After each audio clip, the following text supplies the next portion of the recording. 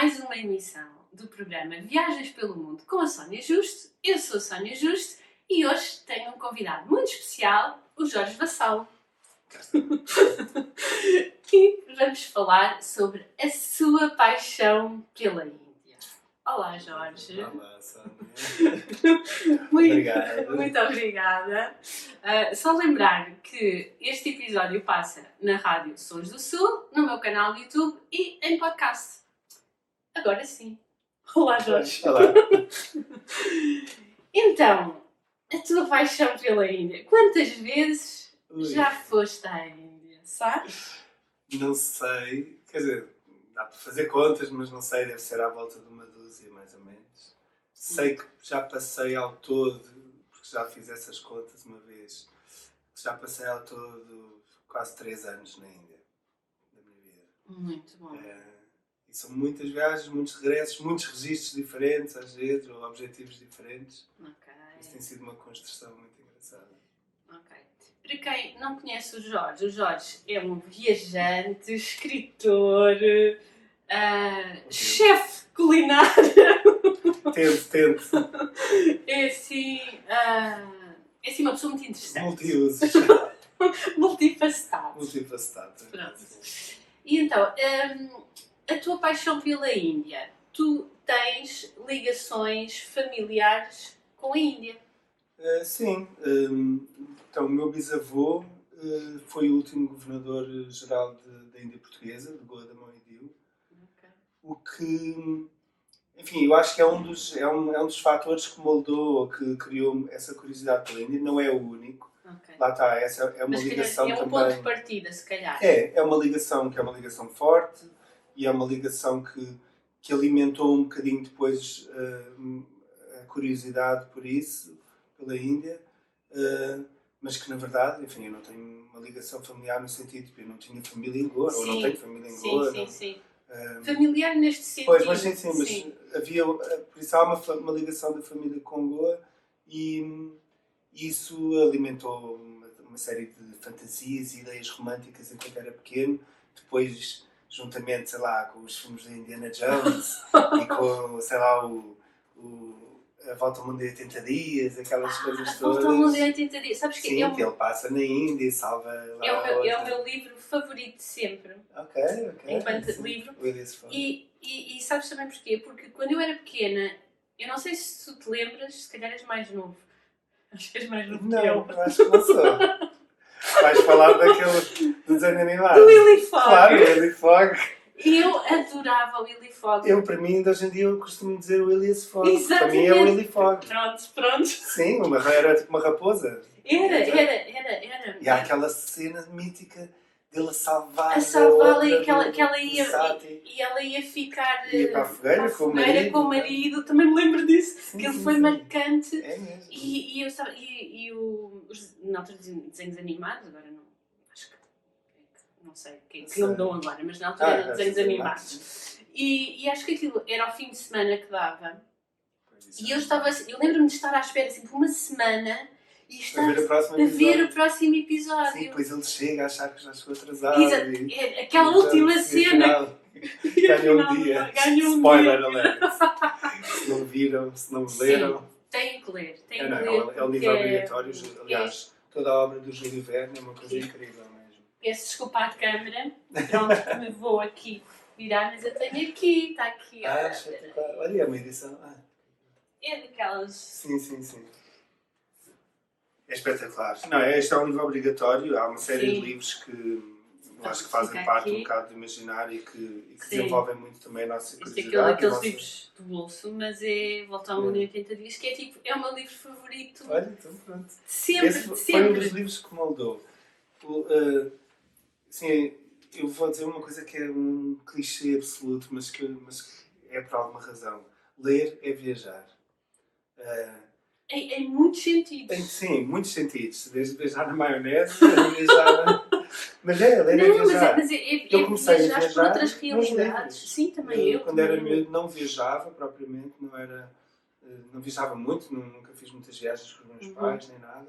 Mas sem dúvida que a ler viajei bastante. E parte da curiosidade, não só pela viagem, mas pela Índia, especificamente, teve a ver com o que eu li, com filmes que vi também. Os filmes também, o cinema também tem esse poder. Indiana Jones, eu também. Indiana Jones tem aquela cena do Kalimar, já que ideia clássica. Também adoro. Que era uma coisa incrível. E há outros filmes também, mas e outros livros. E depois quando comecei já assim, mais, já não criança, já um jovem adulto, a ler os livros de Salman Rushdie, que são quase todos na Índia. Na altura eram todos na Índia. E fui desenvolvendo essa curiosidade. Mas, se formos ver bem, demorou imenso tempo até eu ir à Índia. Porque eu fui a primeira vez à Índia já com 27 anos, por isso nem sequer foi aquela coisa do aos 18 vou já para a Índia, ou aos 21, ou 22, sei lá, quando fui 24, quando fui pela primeira vez à Ásia, não fui logo para a Índia, estava cheio de medo de ir à Índia. Sabes que é curioso dizeres isso, porque eu nunca fui à Índia. Tenho muita curiosidade, mas tenho muito receio. Eu não diria medo, mas aquele receio porque eu acho que é tudo tão intenso e eu penso, eu estou preparada para aquela intensidade toda. Pois, mas é mesmo isso. Olha, só para teres uma ideia, a primeira vez que eu fui à Índia foi num contexto de uma viagem maior que eu estava a fazer uma espécie de volta ao mundo. Era uma tentativa de volta ao mundo na altura, hoje em dia já sei que não foi, mas na altura a ideia era fazer uma volta ao mundo. E quando eu fui para a Índia, eu organizei poucas coisas nessa viagem. Mas as coisas que organizei foi, na Europa, comprei logo uns bilhetes de Interrail, 3 bilhetes de Interrail para estar 3 meses a viajar pela Europa. Por isso esses bilhetes estavam comprados no início. E depois tinha 2 bilhetes de avião comprados. E os 2 bilhetes de avião era da Europa para a Índia e da Índia para o resto da Ásia, para o Sudeste Asiático. E curiosamente, hoje em dia, se me dissesses, mudavas alguma coisa nessa viagem, o que eu mudava era não comprava os bilhetes. A única coisa que eu mudava, não é que me arrependa, não é que... Não, mas se pudesses fazer de forma diferente. Mas se pudesse fazer de forma diferente, a única coisa que eu fazia era as coisas que marquei não tinha marcado. Pronto, e também são poucas, são só aquelas. Sim, que é aquela... Eu viajar...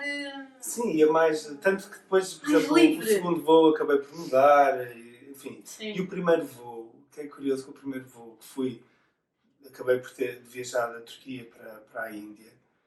Por um lado, olhando para trás, claro que isto vale o que vale, mas penso, ficou ali a Ásia Central e uma série de coisas por ver na altura, mas que imagina, se eu na altura só tinha ido ainda à Tailândia, eu estava com medo disso tudo, não é? Sim. Mas a Índia tinha aquela coisa, quero ir.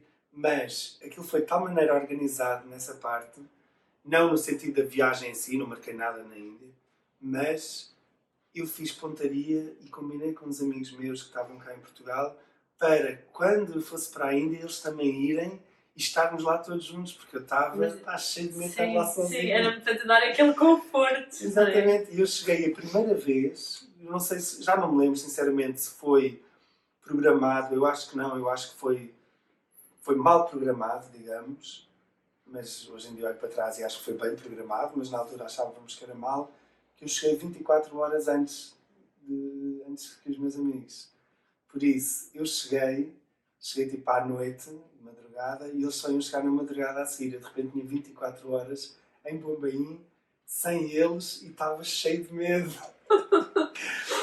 Enfim, pronto. Olha, fui logo enganada à chegada, fui logo para um hotel, aquilo era assim uma coisa tirada do filme do, sei lá, do Hitchcock, com manchas de sangue junto à ventoinha e assim uma coisa. E quando acordei de manhã, não tive hipótese, enfim, não ia ficar o dia todo no quarto, não é? E acabei por ir dar umas voltas por Bombaim, acabei por ir também ver o sítio que tínhamos escolhido para ficar a dormir a primeira noite. Mas diz-me uma coisa, tu chegaste antes, mas marcaste conscientemente antes, ou enganaste-te a marcar?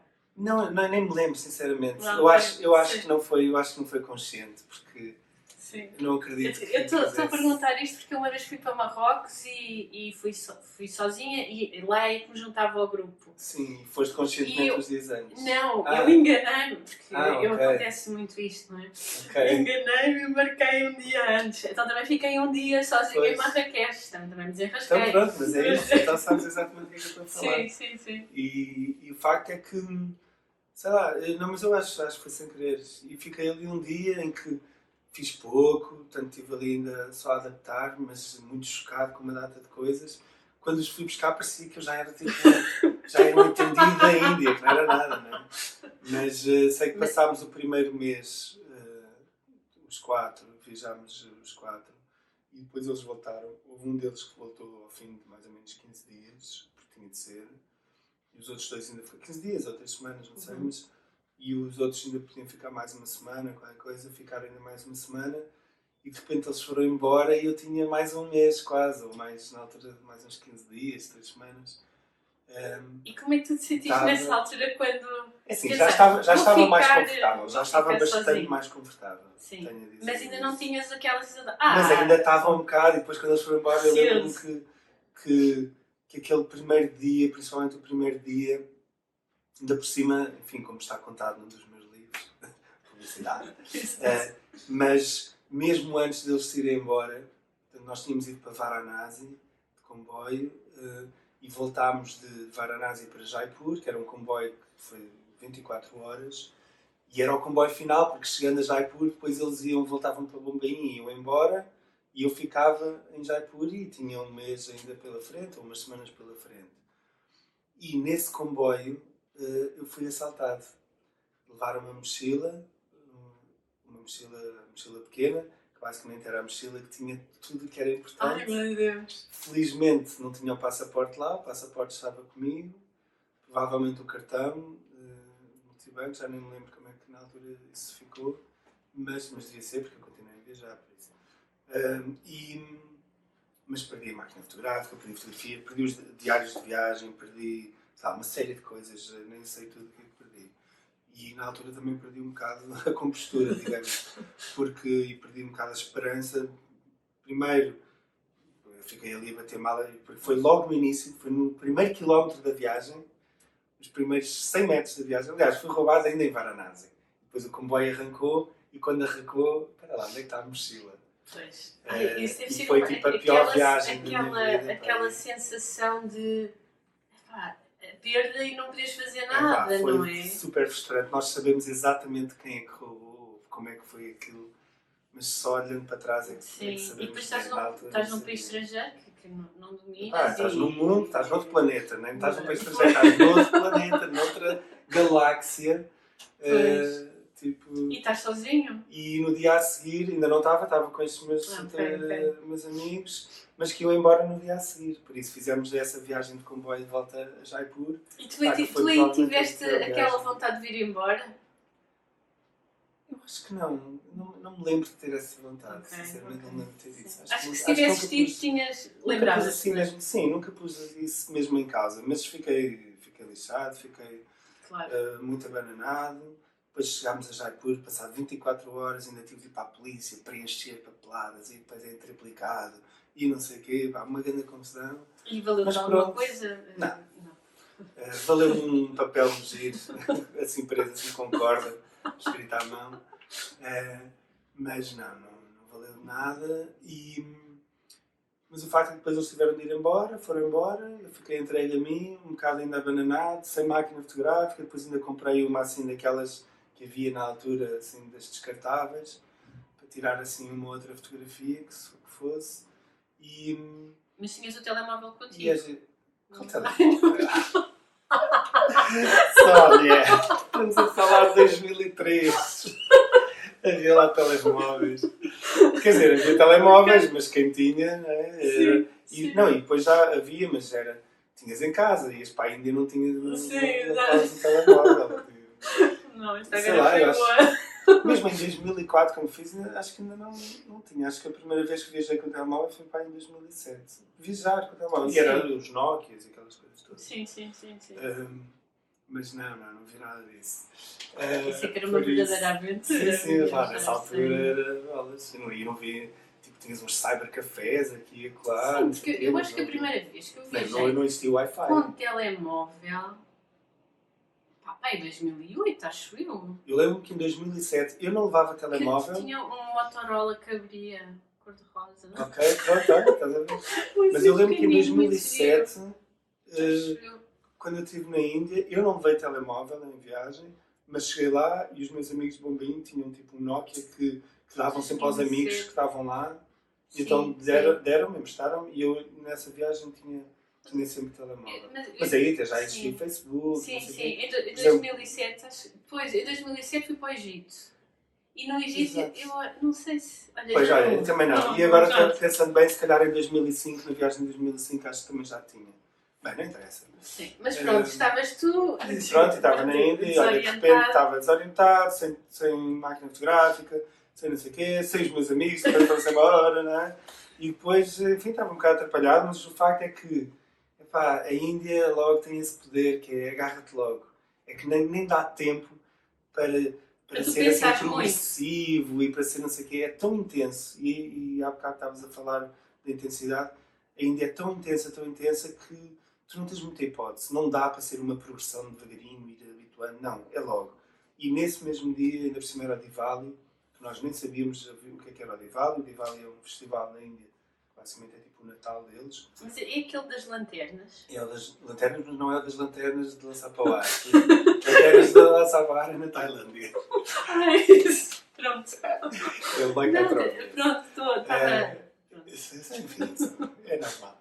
Mas, não, é na Índia, tipo, é o Festival da Luz e toda a gente põe luzinhas nas janelas e na rua, tens desde velinhas aos enfeites de Natal e os foguetes. Tu falas no teu primeiro livro, tu falas... O primeiro, eu acho que não falo no primeiro. Ou se falo, menciono qualquer coisa. Mas talvez mencione. Eu estou a ler o primeiro livro e há lá, pronto, sem disclaimers, não é? Há lá uma parte em que vocês estão lá no meio de um festival e... O festival dos elefantes... Se calhar é dos elefantes, é isso. Que é um festival também brutal, mas esse aí é muito específico daquela zona. Sim. O Diwali em toda a Índia, é basicamente o Natal deles. No segundo livro, eu sei que tenho contado essa história do primeiro Diwali. E já agora fazemos aqui um momento de publicidade, que o Jorge tem uma trilogia sobre a Índia. Aqui. Edição de autor. Edição de autor. Eu vou aqui mostrar quem está a ver com a imagem, vê a imagem. Quem está a ouvir na rádio não vê a imagem. As capas são feitas pela Vanessa Teodoro, que é uma artista da nossa praça, espetacular. É espetacular. Tem uma linha muito gira. Quando eu lançar o meu livro, vou falar com ela. Por acaso já tinha pensado nisso. É muito giro. Mas o meu livro eu ainda não comecei a escrever. Mas já está na cabeça. Agora em 2022 é um projeto. Quando começares não quer dizer que tenhas de acabar logo, não é? Pois não. Isto é uma coisa em construção. E então, estes livros são sobre as aventuras do Jorge na Índia, que é a trilogia do Tudo é Possível, que é o primeiro é de Vespa na Índia, que o Jorge arranjou uma Vespa, que não é uma Vespa, e que estão durante a viagem. Não é uma moto a sério. Que não é uma moto a sério. Então, mas esse primeiro até é uma viagem de Vespa, mais ou menos Vespa, pela Índia, em que atravessei com o Luís Simões, cada um na sua Vespa. Atravessámos desde o sul até ao norte, cerca de 5.000 km, e enfim, é o relato dessa viagem com todas as peripécias. E estou a gostar muito. No primeiro, estou a gostar muito. E é uma coisa que nós falávamos no outro dia, que tu dizias, que a Mami te dizia, e é verdade, eu senti isso quando comecei a ler o livro, que assim, eu estou a ler o livro com a tua voz. Sim, exatamente. Que é muito engraçado. E estou a ler o livro é como se estivesses ali a falar. Porque exatamente, como se estivéssemos à conversa e estivesse a contar histórias. És tu, portanto...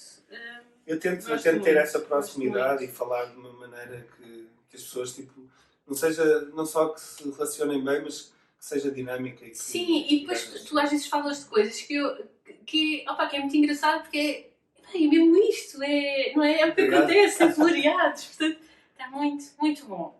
O segundo é o Marajá Faz Anos. É o Marajá Faz Anos. O Marajá Faz Anos, então aí já sou só eu e basicamente pego em 2 viagens específicas, que é a primeira viagem em 2003 e não é a última agora, porque antes já voltei, mas na altura era a última, a mais recente, a viagem que eu fiz em 2019, em que faço, tenho os mapas. E basicamente o que eu faço é faço o relato dessa primeira viagem e dessa última, em que no fundo são 2 viajantes diferentes, sou eu, mas sou eu em momentos diferentes da minha vida. Em 2003 ainda um bocado ingênuo, muito deslumbrado e muito chocado com o que é a Índia e com aquilo que a Índia tem, a experiência que a Índia tem para me oferecer, e depois um bocado comparado, um bocado em confronto com a viagem que eu faço em 2019, em que já tenho mais de 2 anos de Índia, por isso já sou muito cúmplice daquele lugar, já sou um bocadinho também cínico às vezes, ou pelo menos muito pragmático, com uma série de dinâmicas e de outras coisas. Não deixo de ser apaixonado, mas já é um apaixonado diferente. Já consegues ver com algum distanciamento, sim, não é? E depois temos o terceiro, que é Um Brinde ao Canibal, em que tu conheceste efetivamente... Um canibal, numa das minhas viagens. E este é muito recente. Esse é muito recente, saiu agora no fim de julho. Já é um filho da pandemia. E basicamente o que eu faço aqui neste último livro da trilogia é que pego em meia dúzia de amigos que fiz na Índia. E aliás todo o livro é um tributo, uma homenagem à amizade. E o que eu faço é, a partir desses personagens, vou explicar, vou contar todas as aventuras e as peripécias, as cambalhotas e reviravoltas e piruetas que eu dei até chegar a essa pessoa, ou então depois de a conhecer, enfim, as histórias que temos em comum e como é que fizemos disso uma história para um livro, no fundo, não é? Por isso. E é muito atual porque ele... É muito atual porque acaba posso falar, não é um spoiler, mas não é um spoiler, acaba com a pandemia, por isso acaba com a minha fuga da Índia, quando a pandemia de repente rebentou e foi aquele tsunami de informação, desinformação e confusão. Sim, e tu estavas na Índia. Eu estava na Índia e tive de sair da Índia e uma viagem como nunca tinha saído na vida, que foi sair e achar que se calhar nunca mais vou voltar aqui. Mas então eu pego muito nos personagens. Os 3 livros são muito humanos, mais do que só paisagens e... Não, tu contas mesmo as vivências do dia-a-dia. Sim, do dia-a-dia e das pessoas com quem vou cruzando. E dos insólitos, as caricaturas, onde é que, sem gozar no sentido... Ninguém está a gozar com ninguém. Não, mas é o que é, não é? Eu sou um estrangeiro, não é? E o estrangeiro chega ali e tem uma série de visões, uma série de referências e construções e desconstruções que, a maior parte das vezes, são engraçadas. Sim. Mais do que ficar chateado ou ficar melindrado, não sei o quê. Vejo piada nas coisas e transmite essa piada. E há uma coisa muito interessante que eu acho que, pelo menos é essa a ideia que eu fico da Índia pelos teus livros, que é a noção do tempo. A noção do tempo, nós ainda há bocado falávamos e tu também és um bocadinho assim obcecado com o tempo. Mas na Índia não podes. Pronto. Na Índia não podes. E só pela conversa que tivemos há bocado, lamento informar-te, mas quando se fores à Índia, uma das coisas que vais ter de trabalhar ou de destrabalhar é exatamente essa dependência das horas, do tempo. Porque a Índia, só para teres uma ideia, por exemplo, a palavra para ontem é a mesma palavra da manhã. E isto diz tudo. Ou seja, conforme o contexto em que ela é usada, conforme as terminações e as palavras que se usam antes ou depois, então ela ganha a carga de futuro ou de passado. Sim. Mas tens uma palavra que é exatamente a mesma que se usa para indicar ontem ou amanhã.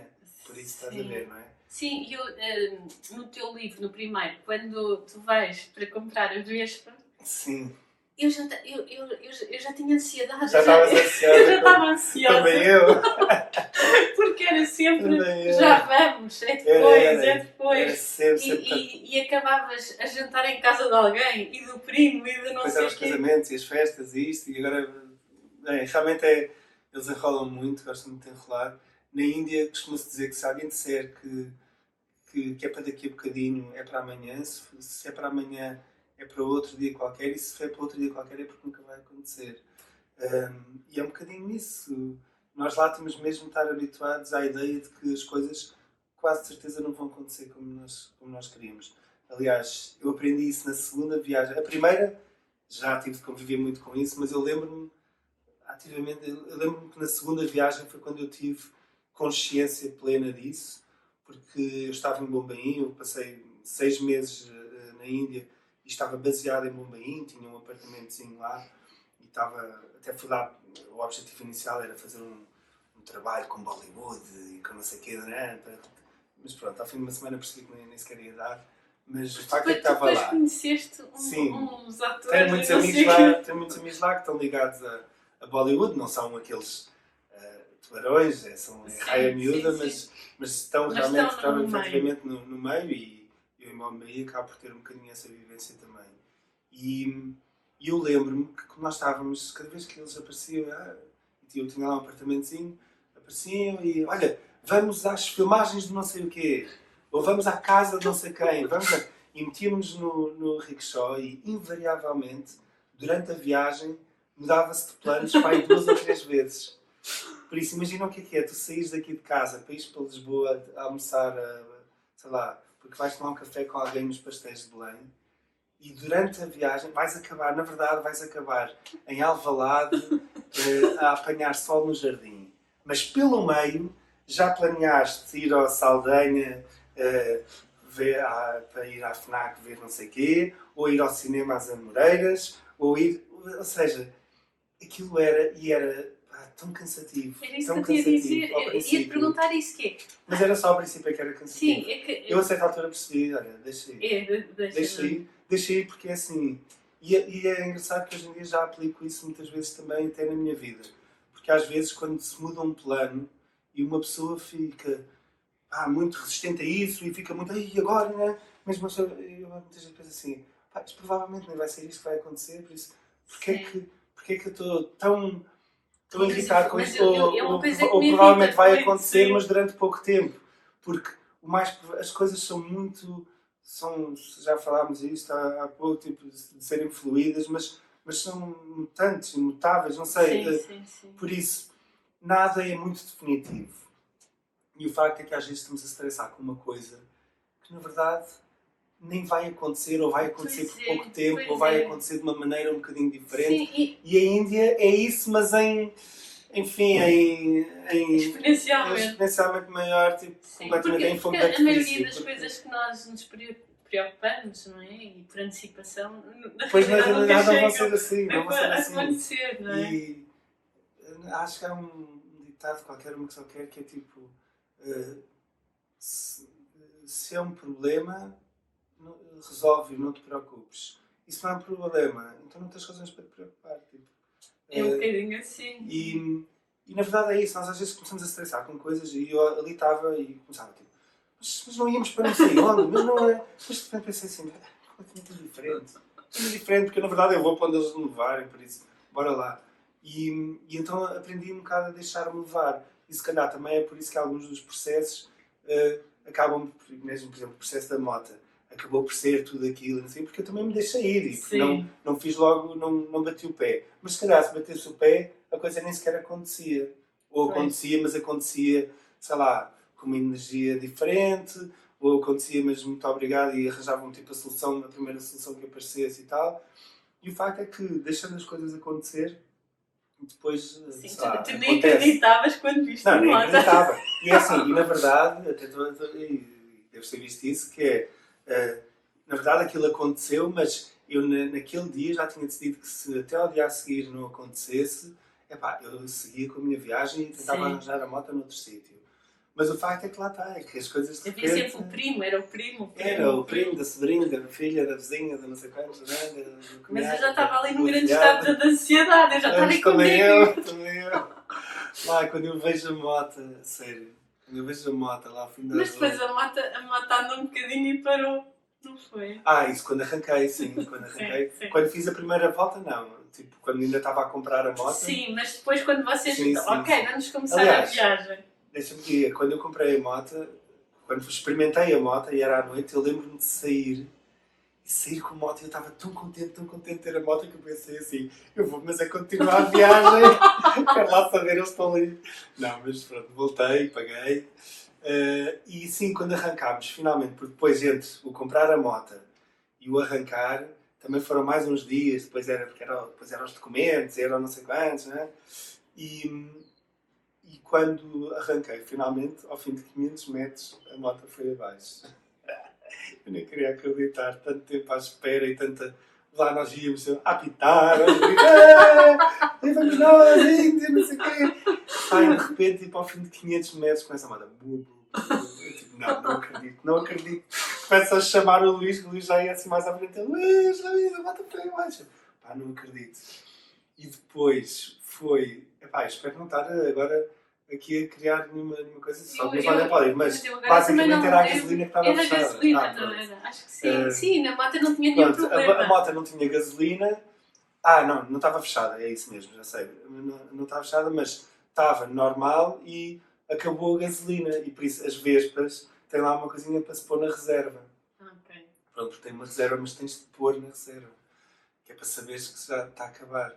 Por isso, e é uma coisa que eu já ando Vespa há muitos anos e já sei como é que é, tipo. Uma pessoa, normalmente, quando tem a moto, sabe os ciclos do depósito, não é? Por isso, quando aquilo faz depois logo assim, mãozinha para baixo, não tens de parar a moto, depois a mão ali em baixo, depois na reserva e continuas e vais à procura de uma bomba. Sim. Como eu tinha acabado de pegar a moto era nova, não sei o quê, eu nem sabia, achava que a moto tinha gasolina, não sei.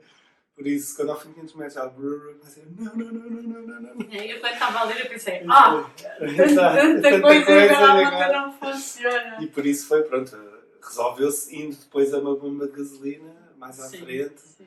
Foi uma chatice, porque já tínhamos prendido com os elásticos, as malas e não sei o quê. Depois era todo um processo. Era todo um processo. E nos primeiros dias era complicado porque ainda não estávamos muito habituados, por isso só o tirar e pôr as malas era uma chatice. Depois uma pessoa começa a ganhar experiência, começas a perceber onde é que segura melhor, onde é que faz, como é que é bom para tirar e para pôr, né? E de repente já tens aquilo automatizado. Mas mesmo assim, os indianos, que é provavelmente o povo mais curioso do mundo, não sei, são mesmo muito curiosos e gostam de dar palpites também. Então eu lembro-me que durante a viagem havia dias em que uma pessoa já estava tipo, sai daqui, desapela. Porque imagina, estávamos num hotel, saímos de manhã, começávamos a pôr as malas, a pôr os elásticos e juntavam sempre logo assim meia dúzia só a ver. E nós ali, para estrangeiros, com vespas, éramos extraterrestres autênticos. Eles não percebiam porque é que nós andávamos de vespa, porque para eles, para já ao viajar assim, já é um bocado estranho, porque para os indianos, ou para a maior parte dos indianos, viajar é ir do ponto A ao ponto B da maneira mais rápida possível e a viagem é lá, é ali. Tipo, fazer do percurso a viagem... O que é engraçado, dado o dia-a-dia deles, em que o plano é para ir para ali, sim, exatamente. Mas a ideia de fazer uma viagem é ir não sei onde. Então é chegar lá, é ir de avião, ir de autocarro, ir não sei o quê. E então o ir... Ou seja, o ir está incluído, mas, por exemplo, se vais fazer uma viagem de moto, vais fazer uma viagem numa Royal Enfield ou numa moto que vá depressa. Estás a ver? Uma vá na autostrada, uma moto a sério, segundo eles. Então as pessoas estavam sempre a perguntar, mas porquê que não vão numa moto a sério? Então, vamos ser uma moto a sério. Está bem, tipo. E o facto é que havia sempre gente a se olhar e depois começavam a dizer assim, põe o elástico ali. Prende ali, não sei o quê, e uma pessoa estava tipo, eu sei, faço isto todos os dias. Isso também é um teste constante à paciência. Não, completamente, mas completamente, constante, a toda a hora. E por isso é que a Índia também é difícil, porque não é só pelo desafio, mas é pelo facto de ser um desafio permanente. Pois. E isso às vezes é muito, muito cansativo. E também tem o seu peso, uma pessoa... Há muitos dias em que estás, tipo, queres só mandar tudo para outros sítios. Sim. Mas tu achas que tiveste aquele choque cultural que se fala muito, aquele choque cultural? Tive, claramente que tive. E ainda tenho, às vezes. Sim. A sério? sim, mas principalmente na primeira viagem. Houve muitas coisas na primeira viagem que eu tenho perfeita noção que estava, sei lá, eu lembro-me, isto é uma coisinha, não é? Não põe em causa os meus valores ou isso, mas, por exemplo, eu lembro-me de nós estarmos no primeiro autocarro a sair de Bombaim. Aliás, já em Bombaim nos primeiros dias já foi o que foi, desde estarmos a fugirmos de a fugir, que estranho, a fugir de um gajo que não tinha pernas, que estava num skate a pedir esmola. E ele começou a vir atrás de nós e nós tipo, não, assim de coisas. E depois ele começou tipo, assim, a vir mais depressa e nós a andar mais depressa e nós a fugirmos dele, estás a ver? Tipo, que é uma coisa muito estranha. Depois olhas para trás e pensas, pá, agora é quase desumano, não é? Sim. Mas o facto é que não sabíamos, aquilo era tudo tão novo e tão estranho. E tão fora da nossa tão realidade, fora. não é? Nós fomos no autocarro a sair de Bombaim e lembro-me perfeitamente, era daqueles autocarros noturnos, saímos ao fim da tarde, ainda era dia. E o autocarro para assim num semáforo e nós estávamos assim a olhar pela janela e só vemos assim um homem assim tipo a olhar para o autocarro, mas que tipo, o autocarro era paisagem, ele não estava sequer tipo, Sim. e de repente começa assim a desapertar o cinto, a desapertar as calças e nós assim, o que é que ele está a fazer? E começamos tudo entre os uns, entre os outros assim, o que é que aquele gajo está a fazer? E de repente ele faz assim, baixa as calças, nós tipo... Baixa as calças e põe-se de cócoras, e faz o que tem a fazer, assim ali. E nós éramos só tipo paisagem, podia ser umas montanhas e uns passarinhos, não interessa. Sim. Era um autocarro e ele estava ali à frente, num terreno ali à frente e simplesmente tipo, pronto, aliviou-se ali. E para nós põe em causa tanta coisa de valores como tipo a dignidade humana, há privacidade, há, sei lá, tanta coisa, tanta coisa, que... É um desafio e depois, constante, juntamente com uma data de situações, é o tal choque cultural. O choque cultural não é uma coisa, é o conjunto, não é? E, sei lá, irmos de carro em Goa e ele vir no meio da estrada e vir o outro e aquilo parece tipo uma pega de touros, estás a ver? Tipo, estás ali até ao fim, depois no fim tipo, desvia-se e ataques cardíacos. Tu deves ter histórias. Claro que sim. E depois assim. Milhentas histórias, quer dizer, deves ter muito mais histórias daquelas que. Não, tenho mais do que as que estão no livro, mas as que estão nos livros já são bastante coloridas. E o facto é que realmente uma pessoa, quando se põe fora, quando sai da sua zona de conforto, e quanto mais chega a essa zona de conforto, mais caricato é e mais insólito é. A Índia realmente acho que é um bocado mesmo o pináculo disso. Enfim, há poucos sítios no mundo, com certeza, pelo menos que geralmente, ou que no seu conjunto, sejam tão diferentes. Não quer dizer que não haja situações muito específicas aqui e acolá que desafiam uma série de conceitos e o nosso conforto, a ideia do que é o mundo e a vida e as pessoas e as dinâmicas. Mas a Índia, no seu geral, é aquela que mais desafia, com mais frequência, com mais intensidade e para o bem e para o mal. Eu posso dizer, e lá está, por exemplo, o título do segundo livro, que é O Marajá Faz Anos. Nós ficámos completamente em choque com Bombaim e fugimos logo para Goa. Goa era para ser no fim da viagem, porque era praia, era para descansar, fomos logo para Goa. Depois estivemos em Goa, tivemos uma semana em Goa, enfim, uma série de episódios, uma série de coisas. Depois pensámos, temos de ir para a Índia real. Então lá fomos, metemos em comboios, autocarros, não sei o quê, para Bombaim, depois para Jaipur, atravessámos a Índia toda para ir para o Rajastão, porque o Rajastão é a Índia clássica. Sim. Não é? O Rajastão é o Marajá em cima do elefante com o palácio por trás e as dunas, é aquela imagem clássica da Índia. Sim. Por isso, vamos para o Rajastão, temos de entrar na Índia, a sério. E chegámos ao Rajastão, então já tínhamos sido enganados várias vezes, todas aquelas coisas. E chegamos ao Rajastão e de repente demos por nós num hotel que tinha piscina e já estávamos na piscina a descansar da viagem e a descansar do stress e não sei o que era. A Índia Real. E nós queríamos a Índia Real. De repente, tipo, temos de ir para a Índia Real. Então saímos para a rua. Estamos ali a andar no meio da rua, os vendedores a puxarem, vem para aqui, special price, e promoção de não sei o quê, e compra isto, e vem aquilo. E é só, just looking. just looking, no buying, não sei o quê, e de repente há um até que diz assim, today special price, Maharaja's birthday. E nós, olha este, nós já dizemos para os outros, olha, este tem uma técnica diferente, isto nós vamos de Marajá e que nos está a dar desconto mas era mesmo. Mas depois descobrimos que era mesmo, ou seja, o que aconteceu? Nós, ali naquele momento, mesmo e estávamos a andar, e já, de repente já estávamos tipo, vamos sair daqui, temos de ir para algum sítio, que não seja esta confusão. E vimos uma seta que era dizia Marajá, não, desculpa, Palace Café. Palace Café deve ser bom, bora lá. E chegámos e era um café que estava numa parte que era pública do Palácio de Jaipur, em que realmente, aquilo era tipo tudo mármores e cristais e era assim super limpo mesmo, com os empregados de luvas e uns a tocar cítara a um canto e a fonte com a água a cair, estás a ver, tipo, vias-te um reflexo dos talheres. E nós, que bom, pronto, finalmente um refúgio. Nós estávamos a ir sempre de refúgio em refúgio, estás a ver? E o que é giro é que mesmo aí ainda encontrei maneiras de surpreender e de deslumbrar. O que é que aconteceu? De repente estávamos ali, começámos a conversa com os empregados de mesa, não sei o quê, galhofa e tal, e a certa altura ele diz assim, hoje é os anos do Marajá. Nós, olha, afinal é mesmo. Tinha razão. 10 anos de Marajá, vai haver uma cerimónia.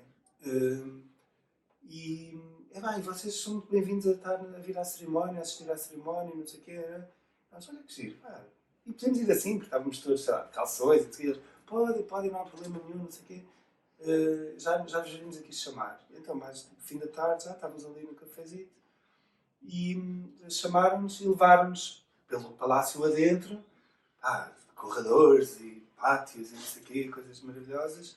E vamos para um pátio, tinha uma data de cadeiras, assim, um palco montado, cadeiras e isso. E sentámos ali, com mais não sei quantas pessoas, a ver, e realmente chegou lá o Marajá, apareceu o Marajá, com a sua esposa, a Marahani, e começam tipo, a oferecer uns prémios, tipo o prémio do cidadão do ano, o cidadão exemplar, Então vocês estavam tipo o livro do ano. Uma coisa oficial? Era uma coisa oficial, tipo, uma cerimónia oficial e depois era tipo, aparecia uma bailarina e fazia um número musical clássico, de dança clássica indiana. Depois outros faziam uma coisa de teatro. Enfim, tivemos ali uma hora a assistir aquilo que basicamente era a comemoração oficial do aniversário dele, em que se fazia, ele dava uma série de prémios e bolsas escolares, o melhor aluno da primária, vinha um miúdo, não sei o quê, recebia as flores e não sei o quê, enfim.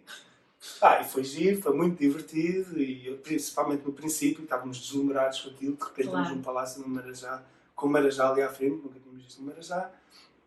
E mas a certa altura era sempre a mesma coisa, já estávamos tipo, ok, vamos embora, como é que nos vamos embora? Se também é má onda, saímos assim a meio e tal, e de repente aquilo acabou e nós tipo, vamos embora, vá.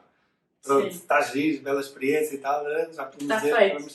E de repente estamos assim a ir embora, um bocado à coisa, e aparece o outro, o empregado de mesa do café outra vez. Então, gostaram? E nós tipo, sim, muito giro, muito obrigado pela experiência e tal.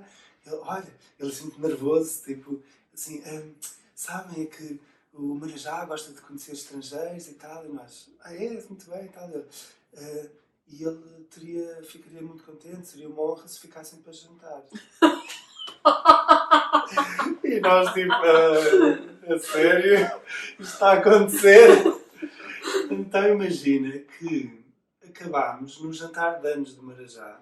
Que era um jantar que tinha pai de 100 pessoas, por isso não éramos nossos quatro e o Marajá, não é? Isso no Marajá à mesa a trocar histórias. Mas era um jantar no outro pátio do palácio, com comida e bebida e tal, sem convidados, tudo impecável. E a nata da sociedade. Como é que se diz? O jet set de Jaipur. A creme da creme de Jaipur. Com uns turbantes lindos, muito coloridos, daqueles de rajastão. Espetacular, bigodes maravilhosos. E nós ali, uns 4 pelintras de calção, uns t-shirts, mas outros estavam tipo daquelas camisas indianas que tu compras em Goa, tipo assim meio hippie, estás a ver? E de chinelos. E pá, e de chinelos, mas tudo na boa connosco. São estrangeiros. Sim, exato, tem desculpa, exato, estrangeiros são sempre, coitados, é sempre um bocado, coitadinhos. E vinham umas pessoas que faziam conversa, outras não, tipo, íamos ali petiscando umas coisas. A certa altura, vimos o Marajá andar no meio da multidão, que era assim uma coisa, uma imagem, ele a andar e a abençoar as pessoas, e as pessoas iam falar com ele, e não sei o quê, vénias, toca nos pés, que é sinal de respeito, assim, umas coisas. E nós começámos a ver isso do toca nos pés, que é uma das coisas na Índia, que é tu, como sinal de respeito, pessoas mais velhas, aos teus avós, ao Marajá, alguém que, tipo, mesmo mais velho e que respeites, normalmente o que tu fazes é deixas tipo em vénia, tocas no pé da pessoa e tocas no teu coração. Okay. O que acontece é que depois muitas das vezes, quando são pessoas também mais, são humildes e são... Há uns que não, deixam-se lá estar e venham cá tocar nos meus pés, estás a ver? Há outros que são mais coisas que é tipo logo, não sei o quê.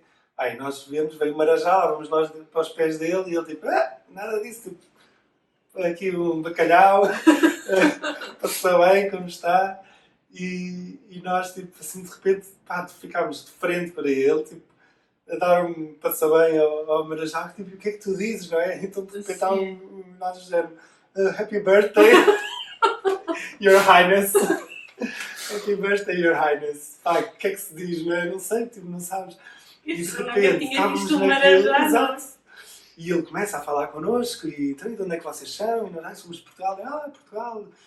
Conheci não sei o que é de Portugal, e estamos ali, conversa, ali 5 minutinhos de coisas, e de repente há um amigo meu com uma grande lata, e diz assim, Your Highness, can we take a picture with you?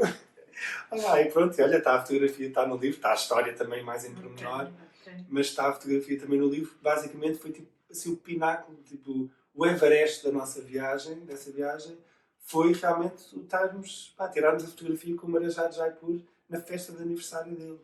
E é engraçado, e por isso é que também o livro tem esse nome, porque o livro são uma série de histórias da primeira viagem e depois da outra de 2019. E ele aqui na capa. Mas ele está aí na capa também, desenhado pela Vanessa Theodore. Exatamente. E basicamente é aquela história tipo, que marcou muito a viagem, e eu também queria. Não queria criar um título assim, o de Vespa na Índia, claro que resume o livro todo. Este não, mas pronto, mas é um bom retrato de um dos momentos mais incríveis. E lá está, era isso que eu também estávamos a falar disto, era porque a Índia consegue te surpreender e não é sempre tudo negativo, não é só o outro que vai fazer as suas necessidades à tua frente, ou a miséria, ou os maus cheiros, ou os atrasos e as horas que não servem para nada. É também coisas como, lá está, conheceres o Marajá e de repente vais ter à festa dele. E eu até posso dizer uma coisa, não foi a única vez. E não está ainda neste já estás muito... Eu e os Marajás. Eu e os Marajás. Mas ainda não está em nenhum destes livros, mas acho eu que não. Eu tenho aqui no meu programa alguém que é assim tocado lá com Marajás e canibais e estrelas de Bollywood. Enfim, isto é assim, depois isto agora leva-nos já para outra história, que é o outro livro, que é este. Que é o teu mais novo. O meu mais novo. Que tu conheceste mesmo um canibal. Conheci um senhor que foi também canibal, está aqui, também está aí a fazer um brinde com uma caveira. O livro chama-se Um Brinde ao Canibal. Por um lado, porque o brinde, eu queria passar a ideia de tal homenagem à amizade e aos amigos. E o brinde era uma coisa que normalmente fazes com os amigos, não é? Sim, porque tal como estavas a dizer, o último livro é muito sobre as pessoas. É muito sobre... Todos eles têm muito essa carga humana e carga da interação e de como... Mas aqui quiseste fazer mesmo uma homenagem às pessoas, exato. Não é? Eu acho que a viagem é feita pelas pessoas. A paisagem, a verdadeira paisagem é a paisagem humana. E a interação com essa paisagem. Mas, sim, este último já foi muito, muito feito à base disso e objetivamente à volta disso. E então, bem, o título, peguei no canibal, porque o canibal é, sem dúvida, a personagem, não vou dizer a personagem estrela, mas é tipo a personagem mais fora que eu quando vi o título, eu nunca achei que eu conheci mesmo um canibal. Que tinhas conhecido mesmo um canibal. Depois, quando fizeste a apresentação do livro, sim. E que eu fui na palavra viajante, Que eu pensei, uau, ele conheceu mesmo um canibal. Depois conheci, olha, basicamente, olha, estava na Índia para escrever um livro, a ideia era, aluguei um apartamento, meu Deus, dizer isso. É uma ofensa para os apartamentos. Para todos os apartamentos espalhados por esse mundo fora, peço-vos desculpa. Aquilo era um quartinho básico, um quadradinho muito básico, mas era o que eu precisava. Era um quarto, havia um restaurante que tinha 4 quartos, assim, com um alpendre comum, virados para o mar, virados para uma praia. Eu um dia ia ter uma casinha com um alpendre. É tão bom, alpendre é espetacular. Não é? E eu fui passar, aluguei aquilo durante um mês, um dos quartos durante um mês, porque exatamente queria escrever, queria acabar de escrever um livro, estava a escrever, que nunca acabei. Mas pronto, mas conseguiste fazer isso, alugar, exatamente. Pronto, eu vou fazer na Irlanda. Exato, se calhar vais conhecer um canibal na Irlanda, ou se não for um canibal, é uma bailarina russa, ou umas gêmeas chinesas, ou sei lá, a mulher peluda. Uma coisa assim do género. Exato, porque não? O Corcunda de Notre Dame, o Corcunda de Belfast. E então, olha, calhou-me que já era fora da época, por isso aquilo estava muito vazio e também já era uma praia que por si só não era muito turística, mas havia outra pessoa que estava lá, que até já lá estava há bastante tempo, há meses, e já vivia ainda há 30 anos, quase, que era americano, e que fiquei a saber no primeiro dia em que tive interação com ele. Ficámos ali à conversa e a certa altura estamos ali, conversa. Ele era muito excêntrico, há que dizer isto, era uma pessoa que quando apareceu a primeira vez, quando eu o vi pela primeira vez, o que eu vi ali foi a imagem de um pirata. Ele era a imagem acabada, tipo aquela imagem do popular, da nossa cultura popular, dos livros, do cinema e tudo. Ele não tinha uma perna. Tinha uma perna de pau, tinha umas tatuagens, falava assim, não sei o quê. Ele também fazia esse... Sim, encarnava um bocado o personagem, Sim. por isso quando vi ali um pirata e começámos conversa e ao fim do primeiro dia de conversa diz-me, olha, acho que parece uma pessoa de mente aberta, curiosa, aberta para as coisas que o mundo traz, vou-te contar uma coisa. Claro, eu estava a tentar imaginar a tua cara e o que te passou pela cabeça. Eu nem sei o que é que me passou pela cabeça. Claro que no livro escrevo ali uma série de coisas que passaram. Sim. Umas se calhar passaram logo, outras só passaram depois. Olha, nem sei, mas o facto é que de repente estou ali e ele... Então pronto, tenho uma coisa para te dizer, eu sou canibal. E eu, sei lá, olha, não sei. Mas, ao mesmo tempo, no fundo, eu acho mesmo o que foi... pode ter passado milhares de ai meu Deus, mas o que ficou foi, se ele me está a contar, por algum motivo porque se eu quisesse fazer mal, se calhar não dizia nada e saltava tipo, quando a mulher esperasse ou envenenava-me. E por isso, para ele estar a contar, há aqui alguma coisa. Mas envenenar, depois a carne se calhar não estava. Não, envenenar, sei lá, podia-me a dormir. E então pronto, por isso eu disse-lhe, então, mas conta lá, explica lá isso melhor. E pronto, tornámos-nos bons amigos, vivemos quase um mês juntos, porque ele realmente explicou-me o que é que era aquilo, era uma cena meio ritual, eu acho que é mesmo mais fácil ler no livro, não é só publicidade, é mesmo mais fácil ler no livro, mas ele explicou todo o processo que estava por trás disso, um processo espiritual e excêntrico, claro, muito fora da caixa. E o que é engraçado é que o tema canibalismo só foi abordado 2 ou 3 vezes e sempre na fase inicial. Depois o resto do mês tínhamos tantos temas para falar e tanta conversa que nem se voltou muito a essa coisa. Aliás, nesse dia, depois de eu explicar o que é o canibalismo, não sei o quê, no fim da conversa ainda me diz, olha, gostei muito de como lidaste com isso, porque eu acho que ele estava também habituado e que as pessoas quando ele diz isso, Alex faz tarde, não é? Arranjam uma desculpa, vão-se embora, ou então que sejam muito críticas e comecem logo a condenar e não sei o quê, não é? Posso dizer que só para ter uma coisa, tipo, ele não matava pessoas para comer, não é? Aquilo era uma coisa ritual, no Ganges, em Varanasi, então as pessoas depois trazem a comida dos mortos, enfim, a comida, a carne dos mortos, que é comida para ele, pronto. Sim. Mas o facto é que, e ele no fim, depois dessa conversa toda, ele disse assim, olha, isto merece uma celebração. Vamos ali comer. Exato, tenho ali uns bifinhos. Já uma vez bebeste de uma caveira humana? E eu tipo, sim, claro, eu acho que exato, todas as quartas sim, tipo, dia sim, dia não, semana sim, semana não, quando a lua está a favor e a maré. Não, mas depois eu fiquei um bocado tipo, beber de uma caveira humana. O que é que uma pessoa diz no... Não sei, depois tu começas a ser levado também, ou deixas-te levar. Sim. E eu tipo, próprio acho que não percebo bem o que é isto. Então, espera aí só um momento. E vai ao quarto e traz uma caveira humana, que era esta parte aqui de cima, tipo a tigela, digamos, eu quis fazer tigela, explica-me lá algumas marcas, que era uma alma libertada, não sei o que era. Põe o whisky lá para dentro, faz assim uma oração a Kali, que é a deusa da morte, a Kali, e diz, isto é uma oração à deusa da Kali, eu vou beber primeiro para tu não achares que eu te estou a envenenar. Por isso, bebe. Se isso fosse comigo, o primeiro pensamento que eu teria quando ele fez a coisa é, isto é um ritual, vai-me matar a seguir.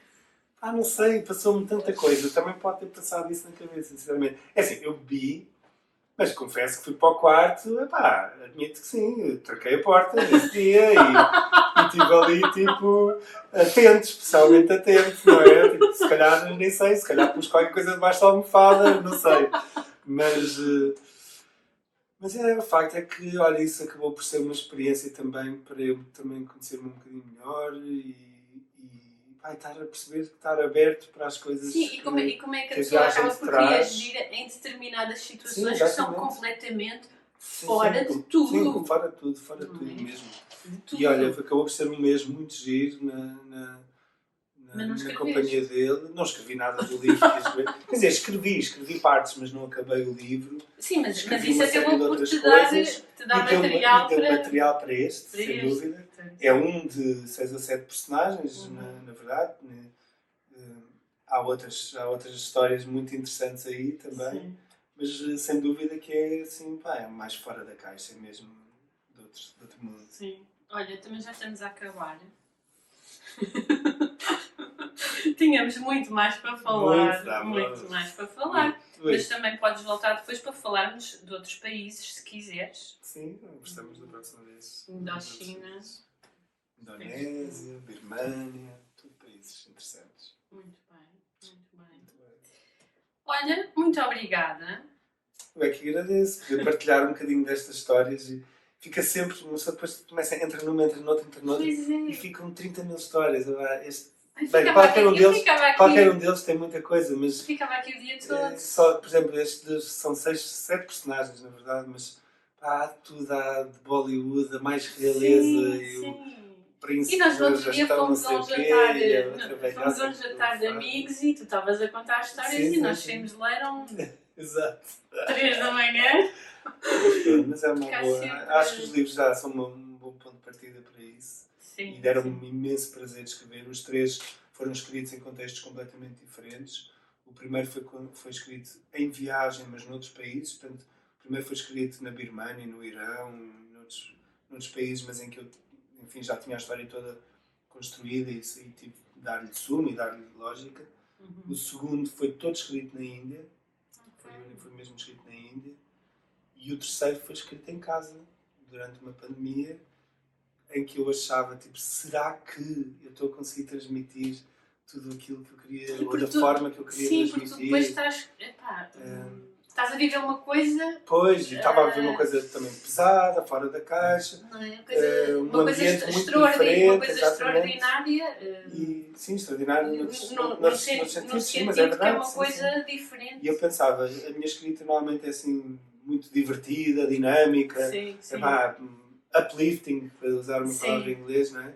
E eu pensava, será que eu consigo transmitir isso enquanto estou fechado em casa há não sei quanto tempo? assustado com o que está a acontecer lá fora e com as perspectivas do que vai ser o futuro e tal. Será que eu consigo passar o mesmo? E assim, não quero estar aqui, Já mas disseram pelo que menos sim. o feedback, exatamente. Sim, eu ainda não li o último, mas toda a gente já me disse que sim. O feedback que eu tenho tido tem sido muito engraçado, tem sido muito positivo. No outro dia tu até dizias que tu perguntas sempre qual é que... Eu às vezes pergunto quando alguém vem falar de eu gostei, não sei o quê, qual é que foi o preferido? Sim. Porque, sei lá, eu acho, a certa altura, por exemplo, quando escrevi o terceiro, eu pensava assim, este não vai ser o preferido de ninguém. E não é que eu não tivesse gostado, eu adorei escrever o livro, tirei imenso prazer, mas foi aquele que eu cheguei ao fim e fiquei com mais dúvidas de será que o pessoal se vai relacionar tanto? Será que vou conseguir puxar pelas mesmas emoções e ter o mesmo entusiasmo? E nem imaginas a quantidade de pessoas, por exemplo, que o terceiro é o preferido. E para ti, qual é que é o teu favorito? Mas isso não se pergunta ao pai.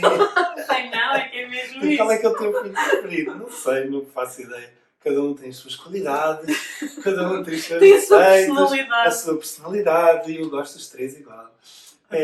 Não sei, mas esse é o próximo. O que eu mais gosto é sempre o próximo, por isso outros estão para vir. Muito bem.